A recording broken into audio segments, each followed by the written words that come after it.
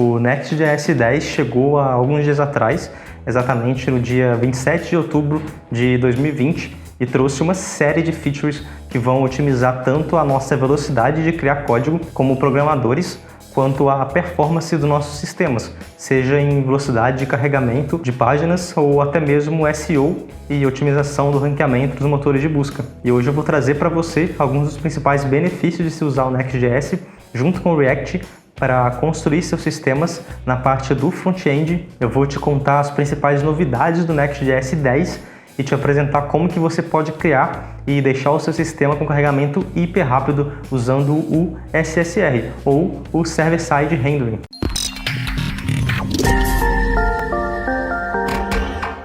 E é verdade que o React se popularizou e hoje é um dos melhores, se não a melhor biblioteca para você criar front-ends do mercado. E a minha preferida, eu tenho certeza que é a de muita gente também. E justamente pela flexibilidade, pela velocidade, pela facilidade de construir os componentes, de criar uma arquitetura realmente sólida para o seu projeto e tantos outros benefícios que você provavelmente já deve estar careca de saber. Porém, muitas vezes, você começar um projeto novo pode ser uma dor terrível. Se você já precisou de configurar um projeto do zero, você sabe do que eu estou falando. Deixar todas aquelas configurações do Webpack, deixar tudo certinho para ler os arquivos que você quer, que você precisa, configurar o Babel, preocupar-se com todas essas coisas, tende a fazer o seu projeto aumentar muito a complexidade antes mesmo de você colocar a mão na massa e construir o que realmente importa, que é a sua aplicação e como que o usuário vai, de fato, interagir com ele. Isso sem falar nas estruturas de pastas, no padrão que você vai ter que seguir no seu projeto, enfim, várias coisas com que se preocupar, e abrir mão dessas coisas, dessas definições iniciais, pode comprometer gravemente o futuro e a qualidade do seu projeto. O React ele é uma biblioteca e é totalmente aberto. Isso é muito bom porque você consegue organizar tudo do seu jeito. Isso da forma que você aprendeu e que você considera a melhor arquitetura. Porém, isso também tem um grave problema, que é justamente deixar você decidir, deixar o programador decidir a arquitetura do sistema. E se você não estabelecer um padrão de projeto e criar tudo de qualquer jeito, ou criar de uma forma ou de uma arquitetura que no futuro vai impedir o seu projeto de crescer, ou pior ainda, você tentar fugir disso tudo, dessa discussão sobre a arquitetura do seu projeto, seria semelhante a você tentar construir um prédio e não se preocupar em fazer uma boa fundação, uma fundação robusta o suficiente. Porque se você não fizer essa fundação robusta o suficiente, existe uma chance muito grande de no meio da construção, ou depois que você terminar de construir, o seu prédio cair. E exatamente a mesma coisa acontece com o seu projeto. E pensando nisso tudo, em todas as dores que existem em ferramentas como o Next.js. O Next ele é um framework React e a ideia é fazer você ser muito mais produtivo, tanto para iniciar quanto para manter o seu projeto ou a sua aplicação. E ele já traz uma série de funcionalidades como o suporte ao TypeScript, claro que de forma totalmente opcional, então você pode escolher, né, se você quer usar o JavaScript ou se você quer usar o TypeScript. Você pode escolher entre dois tipos de renderização de páginas também, que é o que a gente disse lá no início do vídeo, que é o estático ou o Server-Side Rendering. E se você não sabe o que é Server-Side Rendering ou SSR para os mais íntimos, calma que eu já vou te explicar. Para você entender então os benefícios do Server-Side Rendering, e a gente precisa de voltar um pouco mais e entender como que funcionam os navegadores e como que eles carregam de fato as páginas web. Basicamente, quando a gente acessa uma página, a primeira coisa que o navegador lê é o HTML.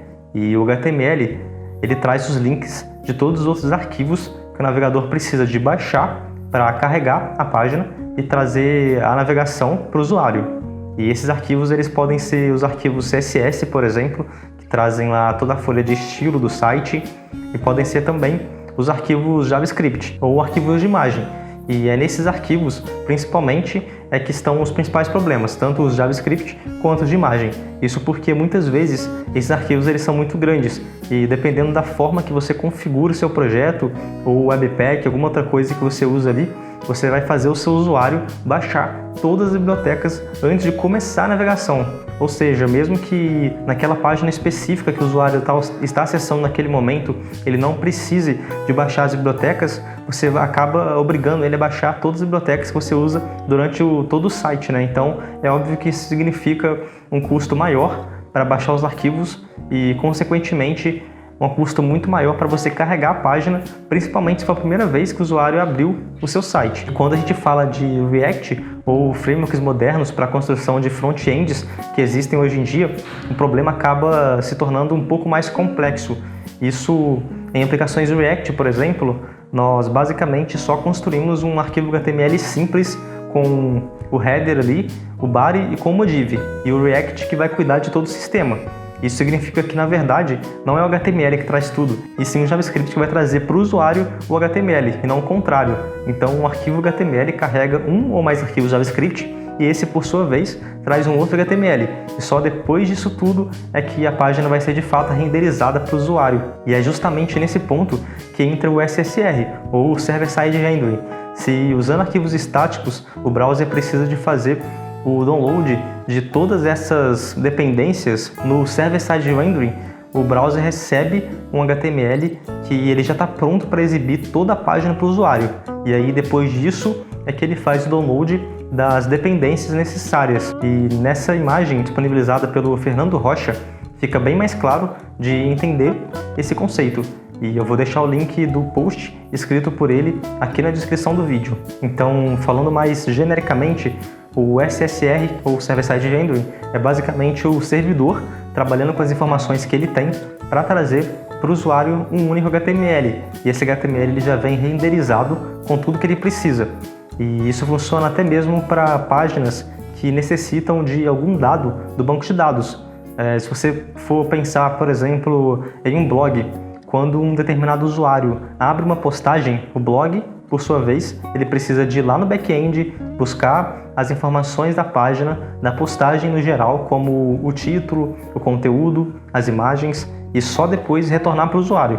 Então, se você for pensar em um site mais convencional, o usuário precisa de aguardar pelo carregamento da página e depois pelo carregamento das informações, ou seja, do título, da descrição, das imagens, e isso acaba sendo muito mais lento. E no Server-Side Rendering isso pode ser muito utilizado, até porque na ampla maioria das vezes esse conteúdo, por exemplo, de um blog, ele não vai ser modificado muitas vezes. Normalmente o post é escrito uma única vez e raramente passa por alterações. Então um blog que utilize um Server-Side Rendering seria possível, ao receber a requisição de que um usuário está acessando um determinado conteúdo ou um determinado post, ele já consegue ir lá no banco de dados, pegar todas essas informações e logo na primeira requisição ele já consegue responder para o usuário com um HTML já preenchido, com todas essas informações do banco de dados e que o usuário precisa, né? E mais ainda, ele consegue manter um cache pronto para não precisar necessariamente de toda vez ir lá no banco de dados e fazer essa requisição de novo, já que, no geral, o conteúdo é o mesmo. Então, quando o usuário acessar a página novamente, ou para os próximos usuários que acessarem essa página, o servidor já vai ter em cache armazenadas as informações e essa página do blog seria quase tão rápido quanto abrir uma página sem nenhuma conexão com o banco de dados, ou seja, uma página que não vai lá e faz essa busca.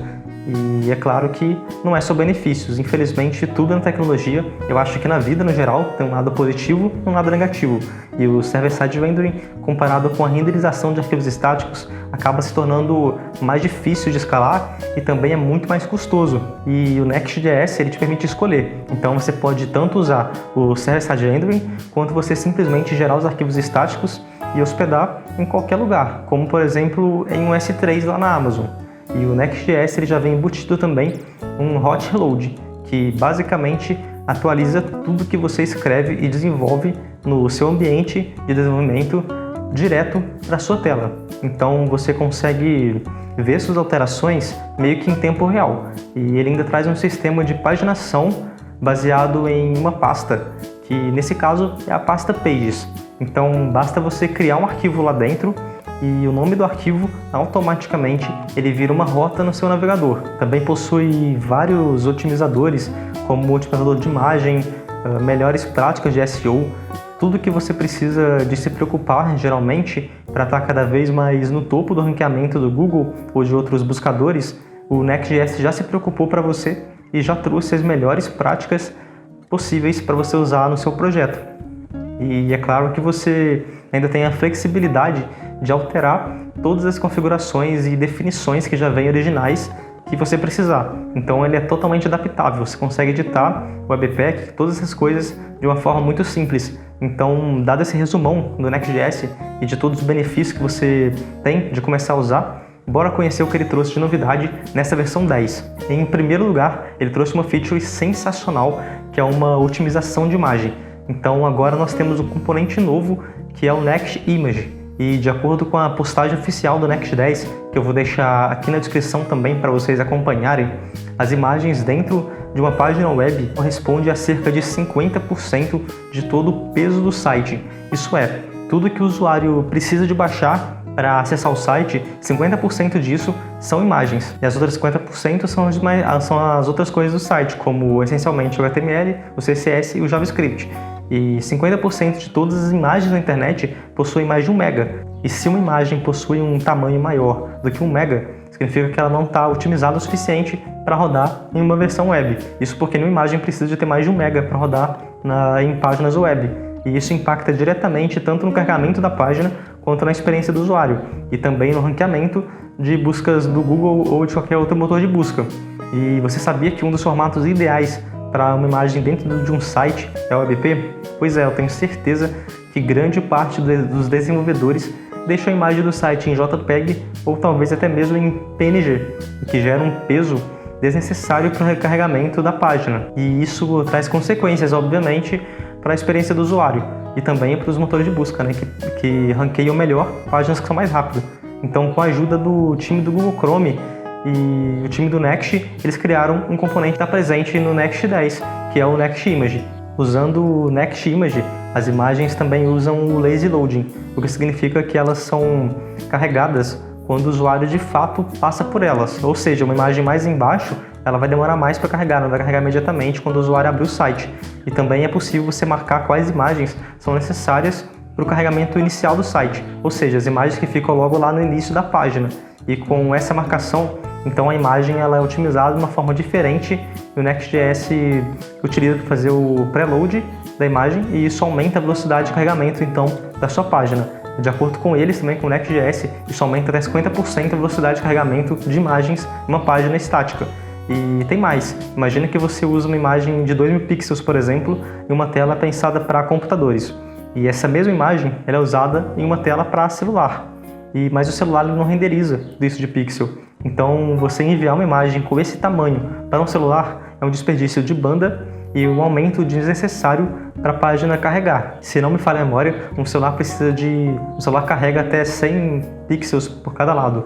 Então, o componente Next Image ele gera automaticamente imagens menores para serem usadas em dispositivos menores. Isso tudo de forma automática também, como em celulares.